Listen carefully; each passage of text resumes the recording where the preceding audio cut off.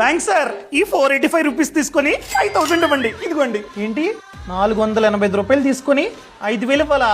సరే ఇది బ్యాంకు గుండాట్ కాదు, అతలు పండే. సార్ నేను చెప్తుంది అటల్ పెన్షన్ యోజన స్కీమ్ గురించి.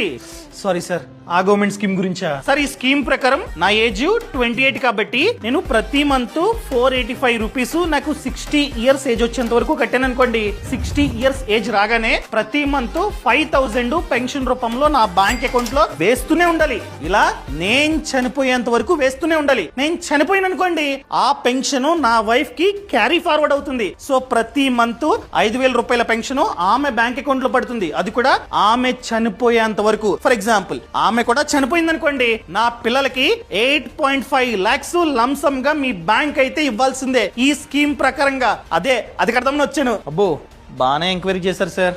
ఇదిగోండి అప్లికేషన్ ఫామ్ ఫిల్ చేయండి. సో ఈ ఖాతాని బ్యాంకు పోస్ట్ ఆఫీస్ కి వెళ్ళి ఓపెన్ చేసుకోవచ్చు. ఏజ్ అనేది 18 నుండి 40 మిడిల్ లో ఉండాలి. అండ్ కండిషన్ ఏంటంటే వాళ్ళు ప్రభుత్వానికి ఇన్కమ్ ట్యాక్స్ తక్కువ కడుతూ ఉండాలి. సో మీ ఇన్కమ్ తక్కువే అండ్ మీరు అసలు ట్యాక్స్ కట్టట్లేదు కాబట్టి మీరు ఈ ఖాతాను ఓపెన్ చేసుకోవచ్చు. ఓపెన్ చేయగానే ప్రతి మంత్ మీ బ్యాంక్ అకౌంట్ నుంచి 485 రూపీస్ ఆటోమేటిక్ గా కట్ అవుతాయి. ఓకేనా సార్? అండ్ ఈ స్కీమ్ గురించి చాలా మందికి తెలీదు. మీలాంటి వాళ్ళే 10 మందికి చెప్పాలి. చెప్పండి కాస్త. తప్పకుండా సార్. ఈ సమాచారాన్ని ప్రతి ఒక్కరికి షేర్ చేయడం అస్సలు మర్చిపోద్దు. 60 ఏజ్ వచ్చే లోపు నాకు రిస్క్ అయిందనుకోండి, అప్పటి వరకు ఎంతైతే కట్టానో ఆ కార్పస్ అంతా నా నామినీకి ఇచ్చేస్తారనమాట. వాళ్ళైతే పెట్టుకోరు. అర్థమైందండి? ఈ పేజ్ ని ఖచ్చితంగా ఫాలో అవ్వండి.